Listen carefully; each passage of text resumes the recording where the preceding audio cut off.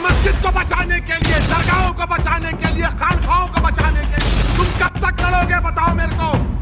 अरे मैं खराब हूं तो खत्म कर दो मुझे, हटा दो मुझे, दुनिया से निकाल दो, मगर तुम तो कायद बनो, तुम इतिहास पैदा करो। कब तक तुम इस डर में रहोगे वो जीतेगा ये जीतेगा। अरे कोई भी जीते उसको तुम्हारी मस्जिद से क्या मतलब, कोई भी जीते उसको तुम्हारी शनाख्त से क्या मतलब, कोई भी जीते वो तुमको क्या इंसाफ करेगा। इंसाफ तुमको करना पड़ेगा अपने लिए, आने वाली नस्लों के लिए। हाय, आदाब, सलाम, नमस्कार, सत श्री अकाल। मैं रोशन कुशवाहा और आप देख रहे हैं times of Sitamarhi. Times of Sitamarhi में आपका स्वागत है।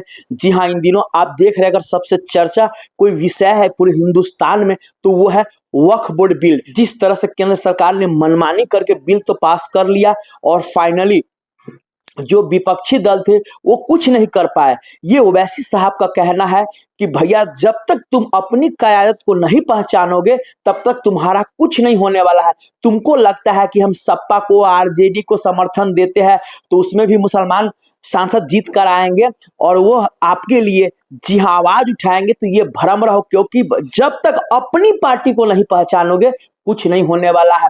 क्योंकि दूसरे पार्टी के जो मुस्लिम सांसद या विधायक होंगे वो ज्यादा बोलेंगे तो फिर उस पार्टी के जो मुखिया है उनको तो बैलेंस बना के चलना है, तो उसको फिर दबा दिया जाएगा। और यही चीज कहना ओवैसी साहब का आपने वीडियो देखा होगा कि भाई अगर तुम नहीं संभलो, तुम वोट में कौन हारेगा जीतेगा तुम पहले ही निर्णय करने वाले हो जाते हो, तुम पहले ही बी टीम साबित करने वाले हो जाते हो। जिस तरह से मैं रियली बता रहा हूं, मैंने पूरा उनकी बातों को सुना और मुझे लगा कि ये खासकर मुसलमान भाइयों को दिखाना चाहिए। यार जागो, कम से कम अपना जमीर जगाओ यार, मत सो। नहीं तो आने वाला भी वक्फ बोर्ड बिल ही आया, पता नहीं क्या क्या बिल आएगा। अगर नहीं जगे ना तो कुछ नहीं होने वाला है। अपने हक हुकूक के लिए नहीं बात कहता है।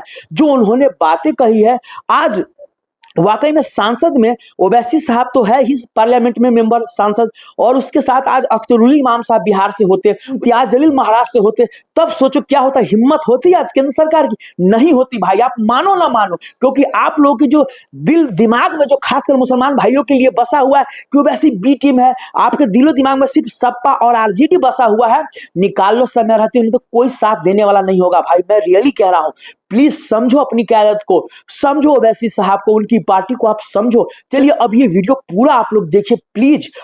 वक्फ बिल का कानून पेश किया। नीतीश कुमार के पास सिर्फ 13 या 14 एमपी, कितने आसिम बेकार 13 हैं, 13 या 16, 13 हैं। अगर एमआईएम पार्टी के 3 एमपी होते, अख्तरुल इमान और इम्तियाज जलील मेरे साथ होते, मोदी 10 बार सोचते थे ये बिल को लाए ना लाए, मगर आप थाली मार रहे हैं, आप लोग थाली मारते हैं। अगर हमारे 3 एमपी होते, वो कानून या वो बिल नहीं आता जिसके जरिए नरेंद्र मोदी उनकी सरकार वक्फ को खत्म करना चाहते हैं पूरे भारत में। कोई जायदाद वक्फ की नहीं रहेगी, मेरी बात मैं जिम्मेदारी के साथ कह रहा हूं, कोई जायदाद नहीं रहेगी वक्फ की। कलेक्टर को इतना पावर दे दिया जाएगा कि कोई भी कलेक्टर के पास जाकर बोलेगा, ये कलेक्टर साहब ये जो यतीम खाना है, ये जो खानखा है, ये जो दरगाह है, ये जो मस्जिद है, ये वक्फ नहीं है। अब मेरे इस बोलने के बाद बहुत से लोग बोलेंगे ओवैसी तुम क्या कह रहे हो, पागल हो क्या?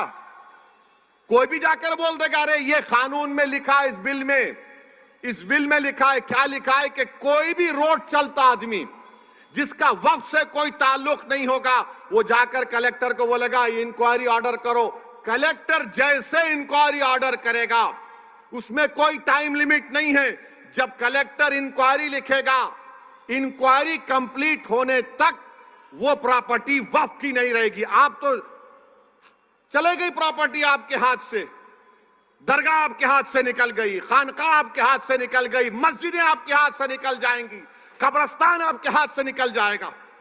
इस तरह का गंदा बिल इस भारत की पार्लियामेंट में मोदी ने पेश किया।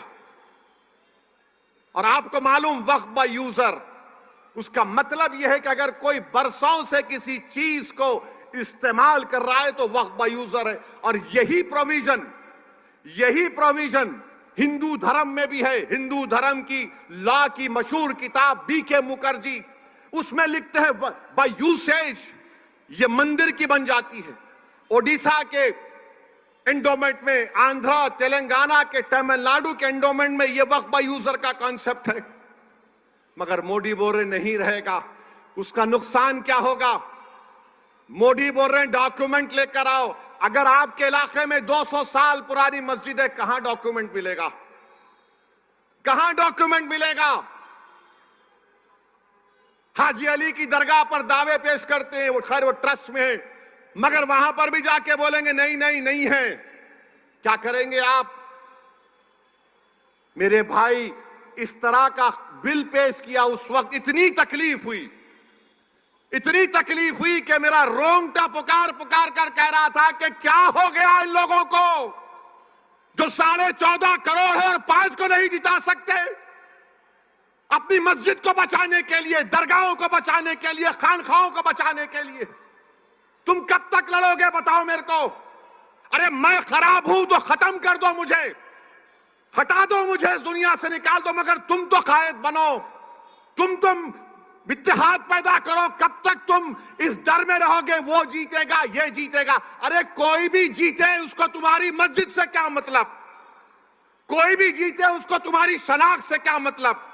कोई भी जीते वो तुमको क्या इंसाफ करेगा? इंसाफ तुमको करना पड़ेगा अपने लिए, आने वाली नस्लों के लिए। मगर तुम ये समझ रहे हो नहीं नहीं वो दूसरा ठाकरे है, ये अच्छा है। कौन क्या किए बताओ आपको? जब ये वक्फ का बिल पेश हो रहा था, उद्धव ठाकरे के पूरे एमपीज बाहर खड़े हुए थे, कोई लोग सभा में नहीं था। मुझे मोशन देना पड़ा इंट्रोडक्शन के खिलाफ। मेरे भाई जागो, मजलिस के लिए नहीं तो अपने लिए, अपनी नस्लों के लिए, अपनी शनाख्त के लिए जागो। तुम नहीं समझ रहे, तुम्हारी आवाज अगर असेंबली में नहीं होगी, तुम्हारी आवाज अगर कॉरपोरेशन में नहीं होगी, तुम्हारी आवाज जिला परिषद में नहीं होगी, पार्लियामेंट में नहीं होगी, तो कौन तुम्हारी आवाज उठाएगा बताओ? आज ये खतरा हमारे सरों पर मंडला रहा है।